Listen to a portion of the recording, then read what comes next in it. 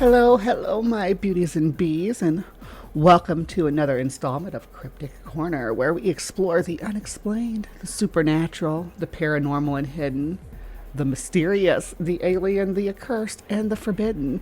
I am your host, Miss Bumblebee, and as you notice, the hive got a little bit darker while I was away. Yeah, I closed the blinds. It's for atmosphere, but we are going deep and dark today. We may be going darker than I had to fix something there. We may be going darker than I've really gone before. Now, I've talked about caves before. I used to go caving as a kid. Spelunking is what we called it. We didn't have all the fancy gear and stuff. We just had coveralls, flashlights, and about maybe 80 yards of rope, right?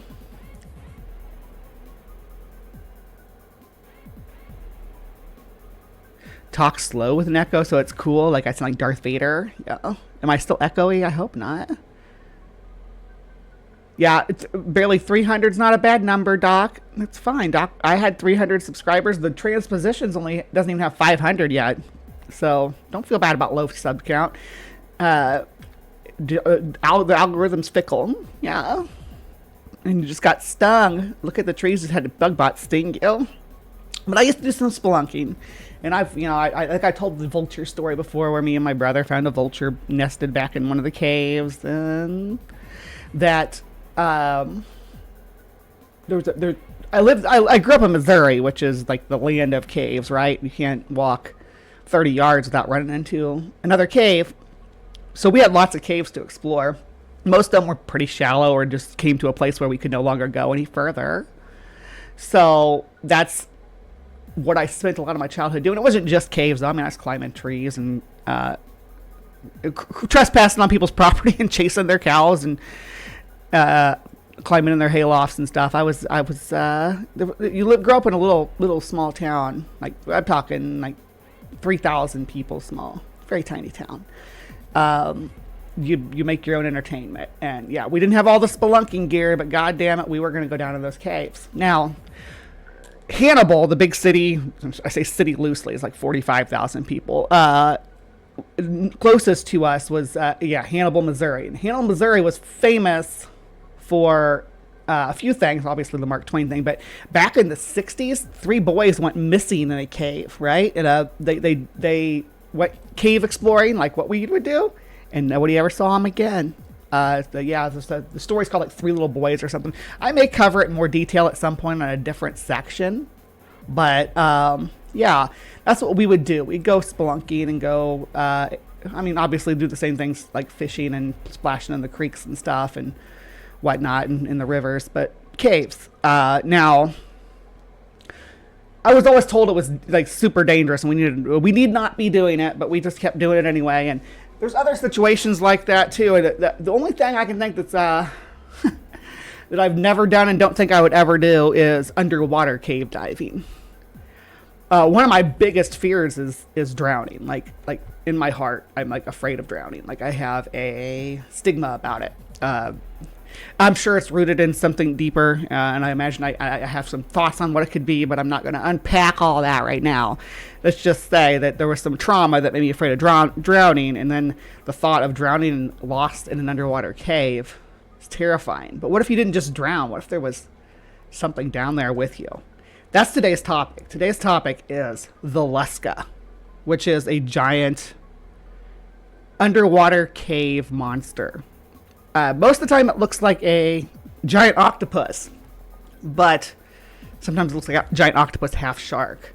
But before I get into the Lusca proper, we need to explore a famous account. Something that always comes up whenever you talk about the Lusca. And I decided that for today, we are going to let this... hold on here. Where are you?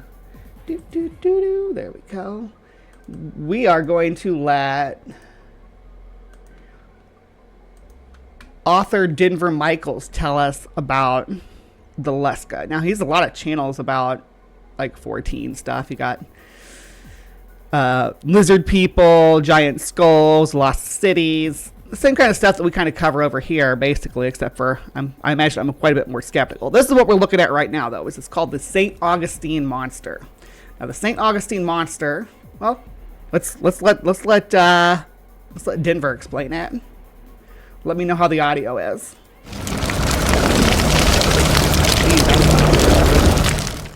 In 1896, a strange carcass washed ashore near St. Augustine.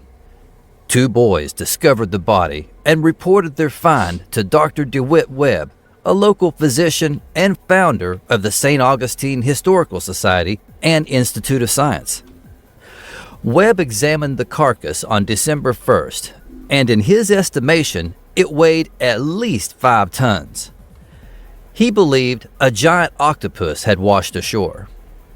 The mysterious carcass became an area attraction and garnered the attention of various news outlets. The New York Herald ran the following piece on January 3, 1897. Its head was nearly destroyed, and only the stumps of 2 arms were visible. The body, as it lies somewhat embedded in the sand, is 18 feet long and about 7 feet wide, while it rises 3.5 feet above the sand. The weight of the body and head would have been at least 4 or 5 tons. If the 8 arms held the proportions usually... if the 8 arms...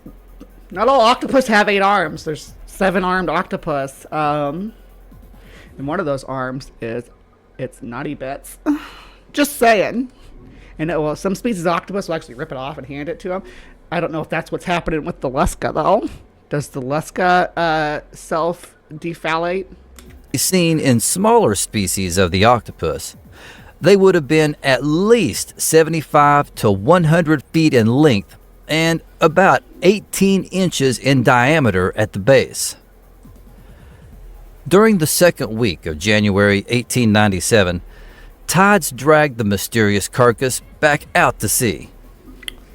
Now, this is something we call a globster, and they're kind of known from all over the world, but certain regions, have more because of their location. Japan and New Zealand is islands with a sea between them and the mainland that's got a really fast current. They get a lot of it. The eastern coast of the U.S., because of the Gulf Stream, gets hit with this, especially down in Florida with globsters. Not nearly as much as Japan and New Zealand, though. Some Caribbean islands will have them wash up. Some of the Canadian islands will have them wash up, but and then obviously you have the UK and Scandinavian regions of the North Sea, where they'll also have a lot of actual cephalopod remains wash up. I'm not convinced that this is a cephalopod. Not convinced. Monsters have strange bodies. That is a fact. It wouldn't be a monster. Facts are real. Oh, coming full circle now. They have a decentralized brain and basically have independent brains for each arm that may or may not communicate with each other. Yeah, it's like they're almost like a colony of organisms working together for a common goal.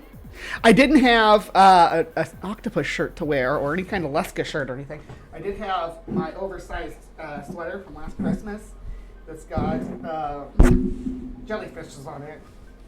All kinds of beautiful jellyfish. And I was cold when I woke up this morning, so I'm like, matter of fact, I turn my heater off. Let me turn it back down. Because I'm warmer now, and as a matter of fact, I'm starting to get a little hot in this oversized sweater. So, I mean, it's not exactly cold. What's the temperature? 44 degrees. It's not that bad out. I may go swimming after the show. I don't know. But yeah, it's finally feels like winter a little bit here. We got our Christmas stuff up and everything. So yeah. All right. Washed ashore again. This time a couple of miles from where it beached the first time. The carcass was later moved to a location where it would be safe from the tides. For a time afterward, it served as a tourist attraction. Yeah, Ember, that's something that one of my posts was about a couple weeks back. I guess it's been more than a couple weeks back because it was on Twitter, and I haven't posted on Twitter in forever. Someone posted about how weird river dolphins look. They said, look at this alien MF or whatever. And I'm like, only on Twitter would a hairless monkey with use electronic signals to send messages to other hairless monkeys about how weird another animal is. No one knows what ultimately happened to the body.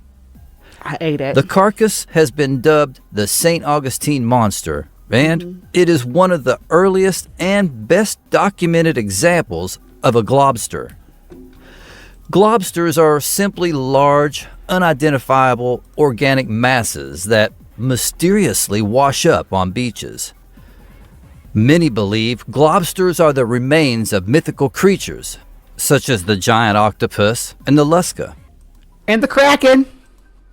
By giant octopus, you can literally see the whale shape in these in these though. I mean, literally, you can see like that this is the fat from stripped off of a whale, right? I mean, I can see that. Talking about something much larger than the giant Pacific octopus, which at most grows to 30 feet and 120 pounds.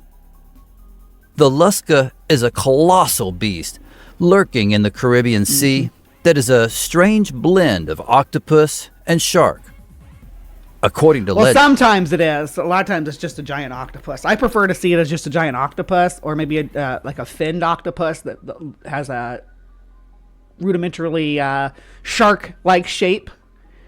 But octopuses don't need to be giant to take on sharks. They just need to have a equal to or greater than size ratio, and they will take down a shark. The Lusca reaches lengths of 200 feet and snatches boats and drags them to a watery doom. Usually, globsters turn out to be whales or basking sharks. However, oftentimes... So the ones that turn out to be basking sharks aren't usually considered globsters. They're usually considered sea serpents because the way that basking sharks decompose, it looks like kind of like a plesiosaur. So people are like, oh, it's a plesiosaur. It's a living dinosaur. Plesiosaurs aren't dinosaurs. Regardless, they will just be like, oh, must be proof of sea serpents because of the way that they decompose. The remains are too decomposed to positively identify. Dr. Joseph F. Gennaro Jr., a biologist at the University of Florida, examined samples of the St. Augustine monster that the Smithsonian Institution had preserved. Gennaro published the results of his work in the March 1971 issue of Natural History. After 75 years, the moment of truth was at hand. Viewing section after section of the St. Augustine samples, we decided at once and beyond any doubt that the sample was not whale blubber. Further, the connective tissue pattern was that of broad bands in the plane of the section with equally broad bands arranged. Let me quote Gennaro directly. Now, differences between... I'll just read it. Now, differences between the contemporary squid and octopus sample became very clear.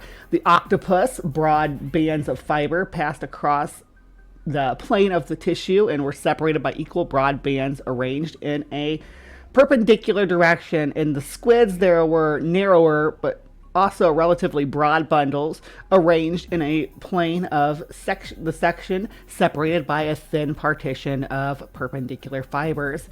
It seems I have found a means to identifying the mystery sample after all. I could distinguish between octopus and squid and between them and a mammal, which display a lack of network conductive tissue fibers. After 75 years, the moment of truth was at hand. Oh, I guess this is what he was reading. Viewing section after section of the St. Augustine sample, we decided at once and beyond a doubt that the sample was not whale blubber. Further, the connective tissue pattern was that of broad and plane of the section with equally broad bands arranged perpendicularly. Structures similar to, if not identical, with the sample of the octopus. So this guy, cell biologist Gennaro, claimed perpendicularly. 71. A structure similar to, if not identical with, that in my octopus sample. The evidence appears unmistakable that the St. Augustine sea monster was in fact an octopus, but the implications are fantastic. Even though the sea presents us from time to time with strange and astonishing phenomena, the idea of a gigantic octopus with arms 75 to 100 feet in length and about 18 inches in diameter at the base, a total spread of some 200 feet, is difficult to comprehend. All right, so that's just kind of a surface level introduction to what globsters are all about. Now, the St. Augustine monster. Okay, hold on. Map time. Map. I'm the map. I'm the map. I'm the map. I'm the map. There we go. All right, here we go. All right, let me know how well you can see.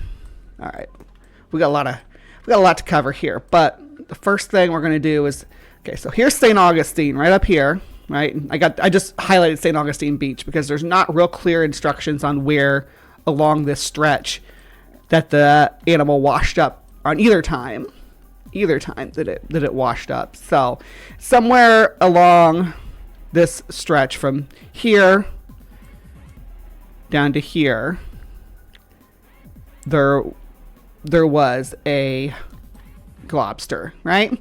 Now, one thing I want to make clear is the Lusca is usually known from the Bahamas, and all these sites here are places that are Lusca sighting places. So to get you in the same sort of frame of reference here, that's how far away regular Lusca sightings are from the St. Augustine monster. That's not to say if it died down here, it couldn't be washed that far north on the Gulf Stream, because that stream, it's like I was always talking about with Japan and New Zealand, it comes rushing through here. So it's completely reasonable that something from the Caribbean region, especially from the Bahamas or the Keys, would end up washed on the shores of the Florida, Georgia, or the Carolinas, any place below the barrier islands. So, with that said, let's dive into the Lusca proper.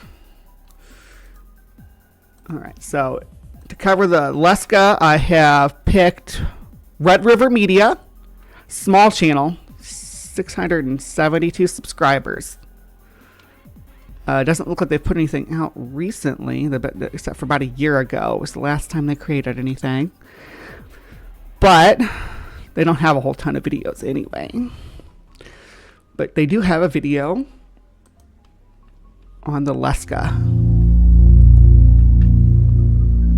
The octopus is a fascinating creature with extraordinary intelligence and agility. It's widely considered one of the most intelligent invertebrates on the planet. With a highly developed nervous system, advanced problem-solving skills, and the ability to learn and remember complex tasks. Yeah, remember that young Earth creationists think octopus were supposed to have come from space, apparently. These skills have earned the octopus a reputation as a highly intelligent and adaptable species, with some experts even suggesting that they possess a form of consciousness. Oh yeah, they're intelligent. With 8 long and flexible arms, they are able to move quickly and gracefully through the water, propelling themselves forward with powerful jet propulsion. This agility allows them to escape predators and capture prey with ease, making them highly efficient hunters in their underwater. I love watching octopus mimic other animals, like when they mimic did you see that where he was mimicking that fish that was swimming by? Like watch what he does. This agility allows them to escape predators and capture prey with ease, making them highly efficient hunters in their underwater. Turn into those same kind of fish. Like they mimic them. It's crazy. Water environment. The combination of intelligence and agility makes the octopus a truly remarkable creature and one formidable predator. Now imagine it at 10 times its size. A serious force to be reckoned with. This is one thing I always hate. I hate when people depict an octopus or a kraken or anything with its mouth like up on its front, because that'd be like having your mouth on top of your head for them. They have one hole, like most animals, one hole, and it's in the middle underneath. Z Frank had said something about that. What was it about an animal? Or you can always tell how distantly related an animal is, or whatever, by how hard it is to guess where its butthole is. And yeah, octopus's butthole and mouth are the same place. You know. It's aliens. Aliens. And the accurate description of an elusive cryptid sea monster known as the Lusca.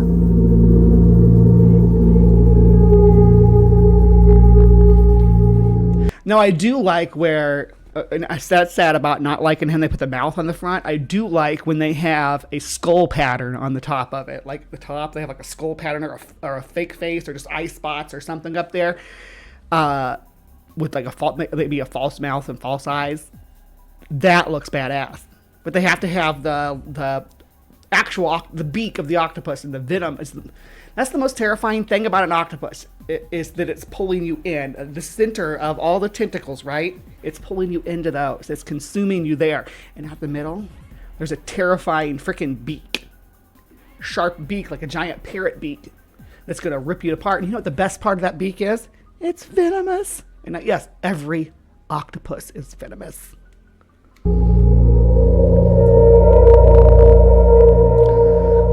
The Bahamas. Known for its pristine white sand beaches, surrounded by an incredible palette of deep blue and turquoise waters. Found in this area are large round cavities known as blue holes. That is not in the Bahamas. That is Dean's Hole, and that's in Belize. It's the biggest one in the world. It's a big old blue hole. You know what a blue hole is? Maybe I should poll everybody.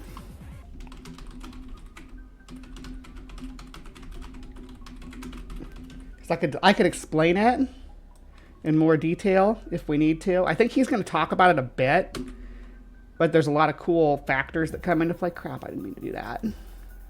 What I meant to do was do a poll. All right, I'm gonna let him talk, but if we need to, I can pull up like a wiki or whatever about what a blue hole is, and we can go over it. They're really cool, though. Reaching depths of almost 1,000 feet, each blue hole is an opening to an ancient limestone cave. Never mind. We get to.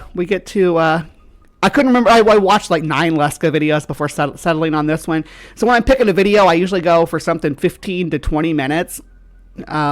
But since I had the 5 minutes of the Globster video, I'm going to balance it out with this. Cave carved into the ocean floor. These structures, found all over the Bahamas and off Belize, are connected to smaller inland holes called banana holes. Their connection to the sea keeps the salt content of the inland cave system high enough to inhabit certain marine animals.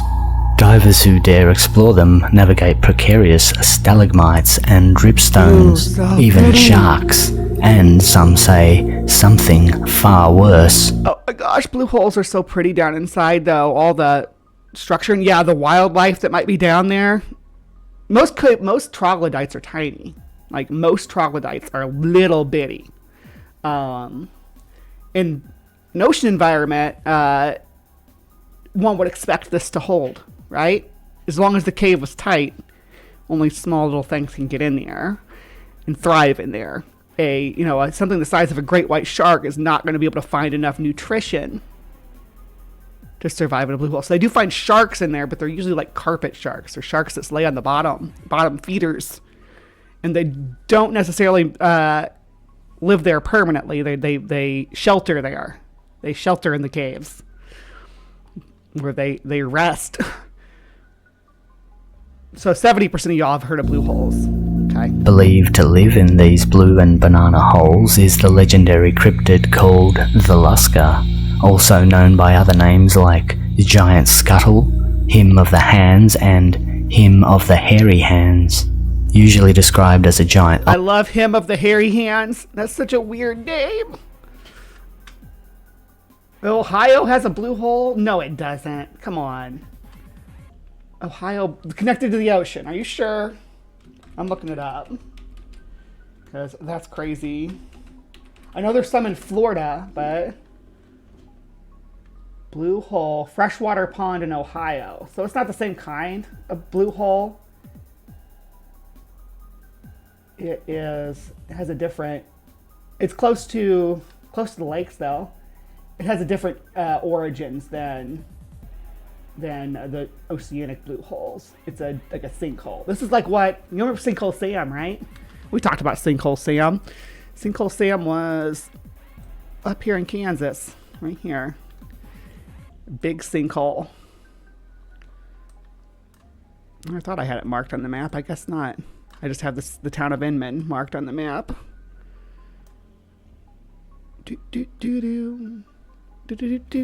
Anyway. No. Oh, done with that. Here we go.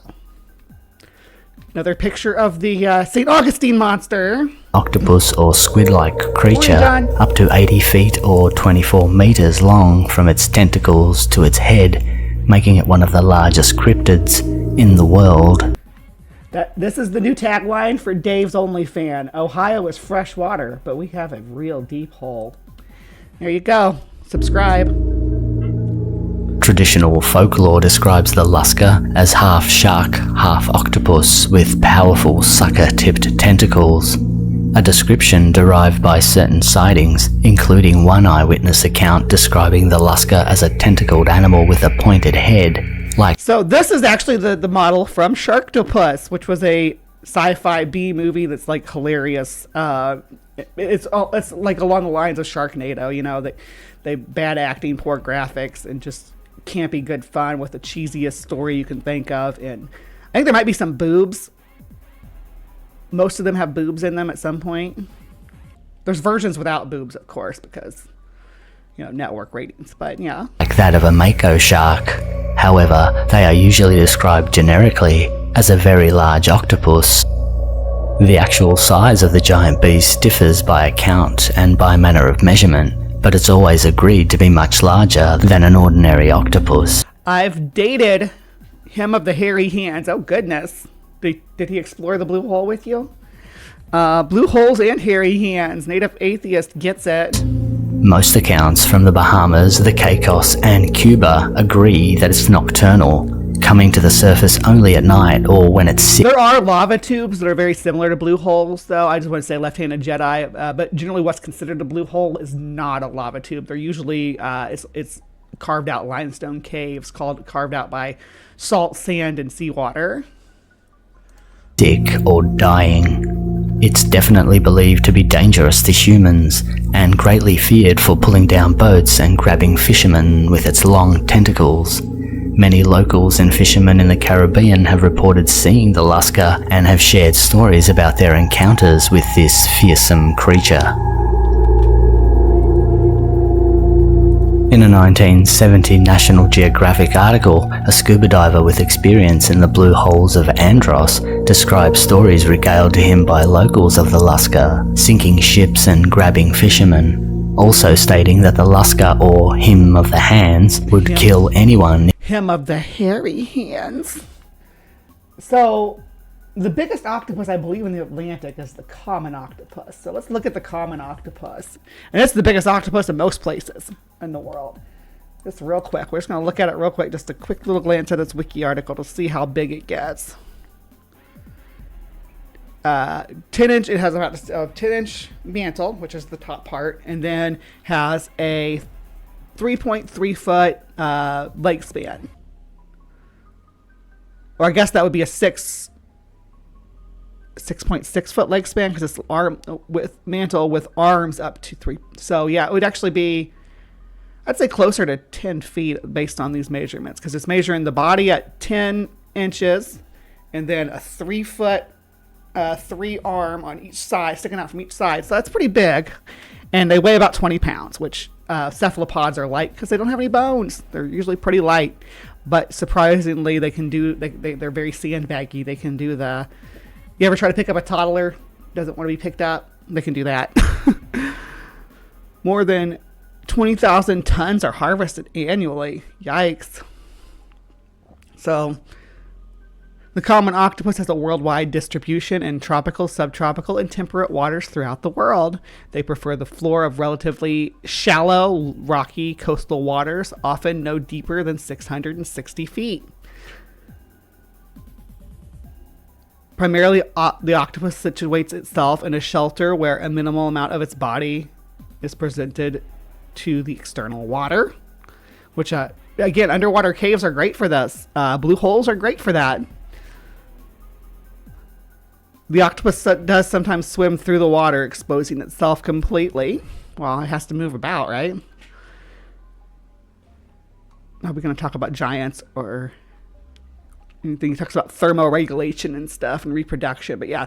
Anyway, let's get back to the monsters. Who wants to get back to monsters? If they entered the oceanic blue holes. Throughout the 1970s, various articles and documentaries on the blue holes confirmed the local belief that giant monsters, called Lusca or Him of the Hairy Hands, inhabited these sinkholes. Him of the Hairy Hands. Over the decades, a number of TV documentaries have sponsored searches for the Lusca. Destination Truth with Josh Gates travelled to Andros in 2009, following press reports of recent Lusca sightings. While exploring a blue hole, the crew filmed something large splashing at the surface of the water, but analysis of the footage could not determine what was responsible. There's the higher chance of the splashing at the surface is not octopus behavior. Fish, could be a lot of different kinds of fish. Dolphins, yeah, we're in the Bahamas, so yeah, definitely could be dolphins, or even manatees. Manatees like to splash around at the surface too.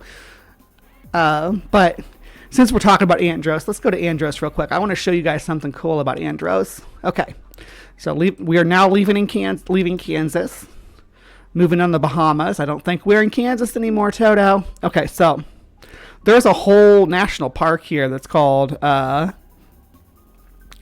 Hole National Park. I believe that's the name of it. So it covers all this area right here, right? And there's tons of blue holes scattered around here. Check this out. Here's one. And here's a big one. Look how big this one is. Look at that. And we can actually go down there and look. Nope, not that one. That's Cousteau's blue hole. Like Jacques Cousteau. There's another one right next to it, too. Look at that. There's another blue hole. They're everywhere. Oh, there's another smaller one. Right there. Got one right here. Maybe that's just some forest. Hold on. Here's the one I was looking for. More blue holes. They've got dozens of them. There's one. There's one. There's one. There's one. There's one. I think this is the one we can actually drop into. I think. But let's see.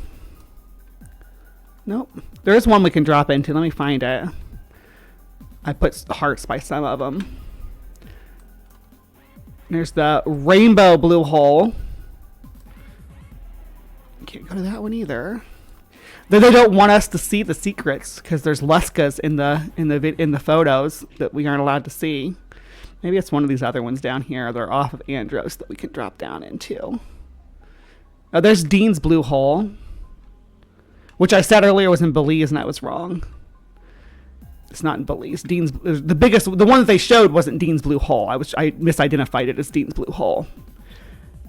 Because Dean's blue hole is not the biggest. It's the biggest in the Bahamas, but not the biggest. Or the biggest I think it's the biggest connected to the ocean at the surface in the Bahamas. But most of them have like little floating platforms or some kind of cool little dock going out to them. I'm glad I zoomed in there so I could correct myself before the end of the show instead of having to do it in post. Overlook blue hole. Check this one out. Let me see them. Why don't you let me explore your blue holes? I did mention earlier that there's one in Belize that's super big. That's this one right here. The Great Blue Hole. This is the one that picture was of. And you can kind of see the ring of it. stretch into the horizon here. Pretty cool stuff. Blue holes are neat. I like blue holes. I don't believe in Lusca. I do believe in big octopus, though. So, Another search by Jeremy Wade was made on behalf of river monsters in 2016. Wade felt that the way the Pacific octopus swims rather than walks on the seabed could theoretically fool an observer into believing they were seeing a half shark, half octopus. and I can see that, the way that octopus swim, and you've seen it just in the video that we showed earlier. They will mimic other marine organisms in their movement to try to trick you. So a big octopus pretending to be a shark doesn't surprise me. So are there manatees in the Bahamas? Yes, the Caribbean has manatees. Yeah, from the Gulf Coast down to the like Trinidad and Tobago, down to the South American coast. Manatees there's populations throughout that area.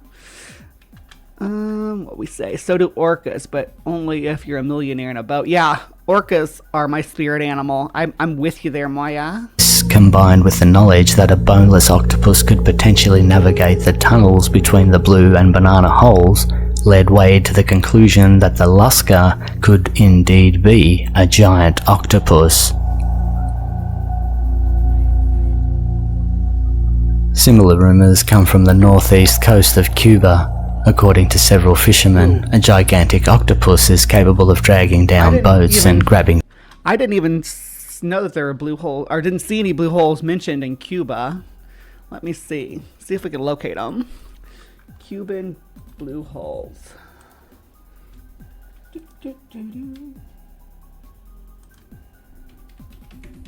Blue hole, Cuba. There are several blue holes in Cuba. Or no, doesn't say Cuba. It says there's several blue holes.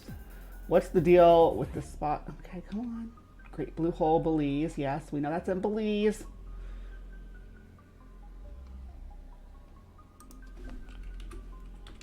Blue hole in Cuba in 1971. The blue hole in Cuba is a diving spot located near Varadero in Cuba.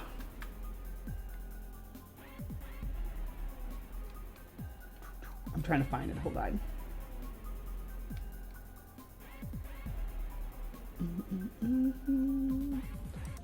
Often referred to as Ojo. All right, whatever. I'm not going to. Let's just put that name in. Maybe we can put that in on the map here, and it will take us right there.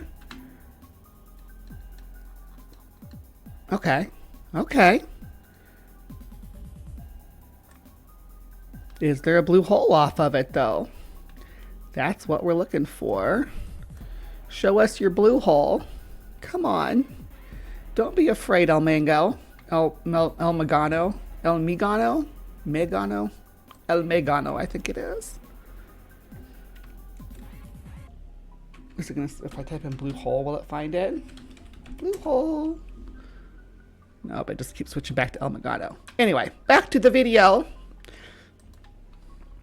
Fishermen with their arms, some with a wingspan of 15 meters or 49 feet. These cephalopods supposedly only come to the surface during moonlit nights, exposing their phosphorescent eyes, and were said to prey on sharks and fight sperm whales.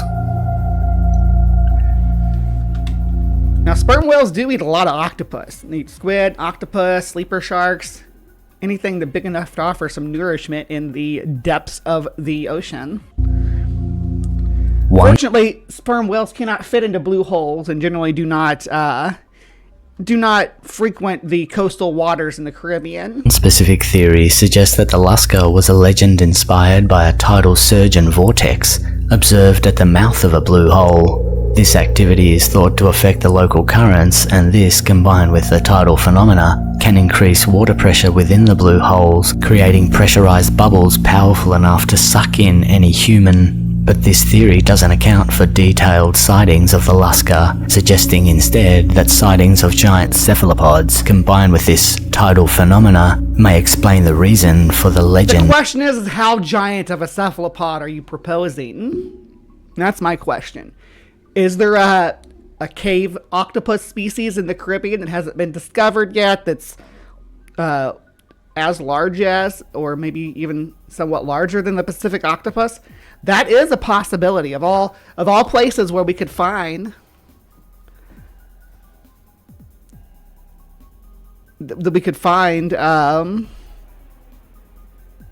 that seems plausible. A half shark, half octopus. I'm not buying it. An octopus the size of a giant squid. I'm not buying it. I just don't think that the environment that they're talking about these things living in is conducive to something that big thriving in the cave systems. I just don't think it would find enough nourishment. Bree, I get the limestone thing, but why are they circular? Aren't most caverns random shapes? What's the science behind them being circular? Yeah, let's do it. Let's dive. We can dive into that. Hold on. Where was that window? Was it over here? Did I have... Yeah, blue holes. So here, this is the blue hole in Ohio that we were talking about, but we're going to go... There's a blue hole like that in New Mexico, too. This is the one in Ohio, but let's see if there's an explanation for why they're around. Let's go. I don't need to know the one in Cuba anymore. Just stop. I'm done with Cuba. We moved past that. All right. So... Description. Blue holes are roughly circular, steep-walled depressions. Okay. Deepest blue hole in the world. Blue holes formed during the past ice age when the sea level was 100 to 120 meters lower than at present. During these times, the formations were exposed to the same erosion from rain and chemical weathering that is common to all limestone-rich terrain.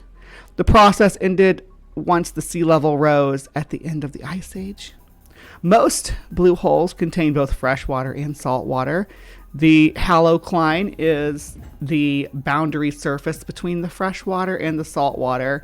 In these blue holes where a corrosive reaction takes place, they eat away at the rocks. Over time, this can create...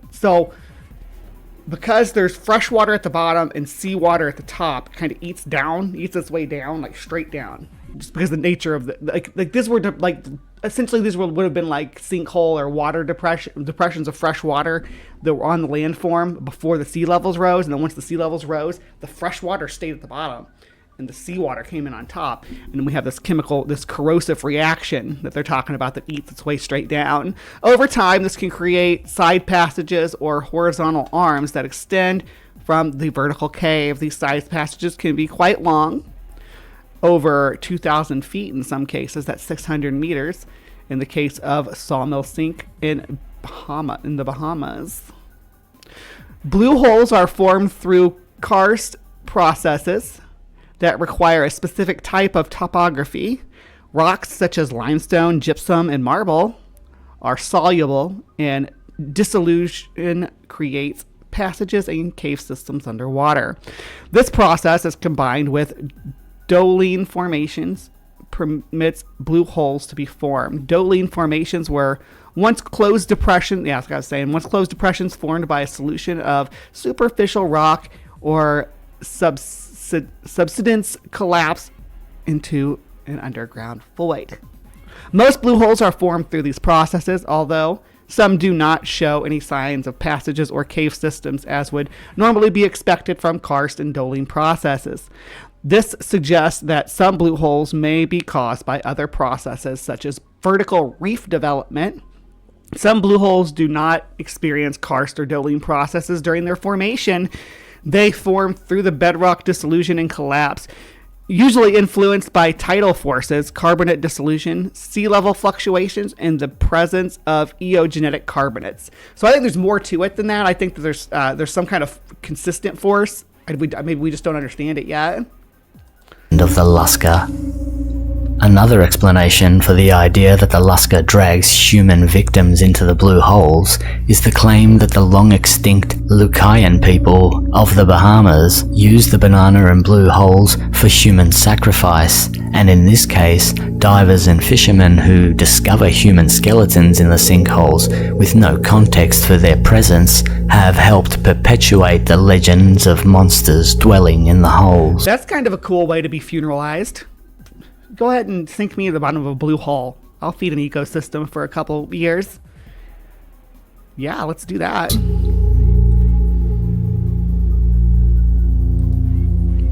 That's the thing too, Logan. Saltwater being more dense than freshwater, and then the saltwater sitting on top of the freshwater, and the freshwater not having anywhere to go, and the saltwater pushing it down. I wonder if that's part of those forces that they were talking about. The Lusca, though, has sometimes been described as a generic cephalopod, rather than an octopus specifically. This has led to the theory that sightings actually refer to the... I love octopus powers. I want octopus powers. Like, I want to be able to lean up against a rock and be like, and nobody can see me. Lean up against a wall and go, nobody can see me. Vanish like Stephanie Helms does into her background. Known giant squid, Architeuthis ducks, or some other very Architeuthis ducks. Architeuthis. large squid species, rather than a giant octopus. Giant squids are common in the Caribbean. That is Photoshop. No giant squid has ever been that big. Ever. Ever. Their remains are not often found because deceased specimens are devoured and mutilated by sharks. The criticism of this... Maybe they should not be made out of delicious calamari. That seems like a perfect solution to not getting eaten, is to not be made out of delicious calamari. Just saying.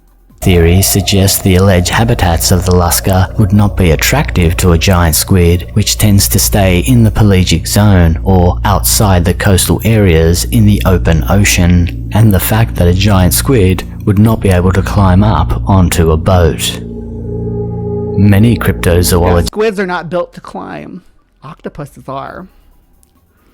Squids are generally pelagic, right? They like to spend their time in open water. Octopuses like crevices and caves and coastlines. Just have theorized that the Lusca is in fact a gigantic octopus of similar size to the giant squid.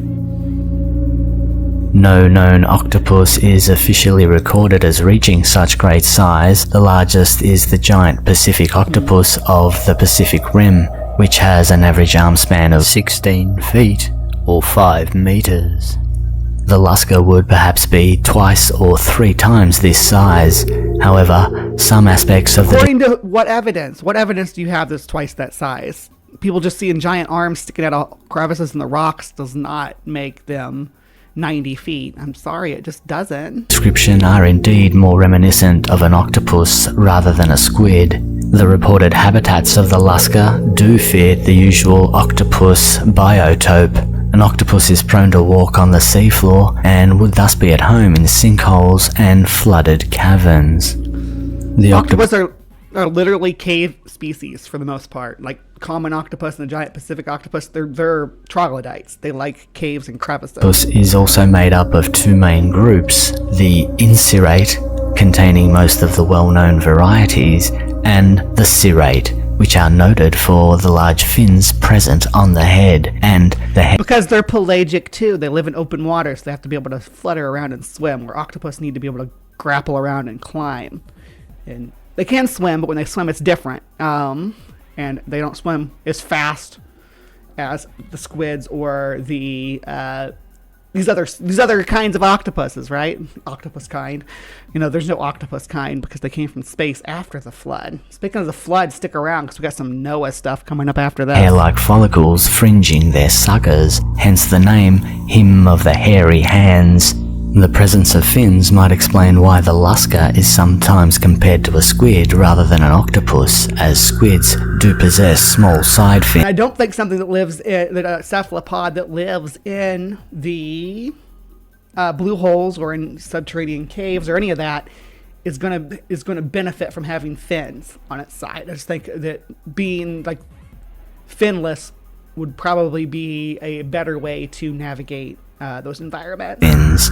The Pacific sirate octopus, however, preys mainly on the spiny lobsters that gather in great numbers in the Caribbean Sea, and which, like the Lusca, is both nocturnal and an inhabitant of the blue holes. Right. For now, the Lusca still remains a mystery of the deep, but the fact that the cave systems beneath the blue holes where the Lusca lives are still largely unexplored means that the continued debate amongst scientists and enthusiasts about the existence of the Lusca might soon be laid to rest with the discovery of a real specimen. Like, if they discovered it, it wouldn't be discovering a Lusca, right? It would no longer be an Lusca. It would be a giant Atlantic octopus, right? Or a giant Caribbean octopus, maybe. You want to be born a vampire squid. That concludes this video. Thank you for watching. If you enjoyed... You could be born a vampire squid, and then I could be reborn a Dumbo octopus, and we could be freaking the queens of the deep. I'm here for it. All right, back to my maps. Okay, so yeah, blue holes everywhere. Key West, blue hole. I think this one we might actually be able to go down to as well. Maybe, baby. Yep. Doom, doom, doom. This is in Key West. Oh, look at that. Guess who lives in a blue hole? Not an octopus. What is that? What is this beastie? This beast of the blue hole. What is that? You know, suspicious much? Just for context. All right. That was the last piece I wanted to show you guys. So, right. This has been Cryptic Corner. The Lusca and the St. Augustine monster. Giant octopuses in the Caribbean. What do you guys think? Are there giant octopuses that creep and crawl in blue holes and underwater caves throughout the Caribbean? Grabbing people and apparently ships and pulling them down. Right? Are divers actually encountering a new species of octopus in these recesses? Or are they having experiences with known species of octopus in a closed environment and scaring themselves into thinking it's a giant? Yeah, you tell me in the comments down below. I'm thrilled to hear what everybody has to say about this. In the meantime, please remember to be kind, take care, and we will see you next time.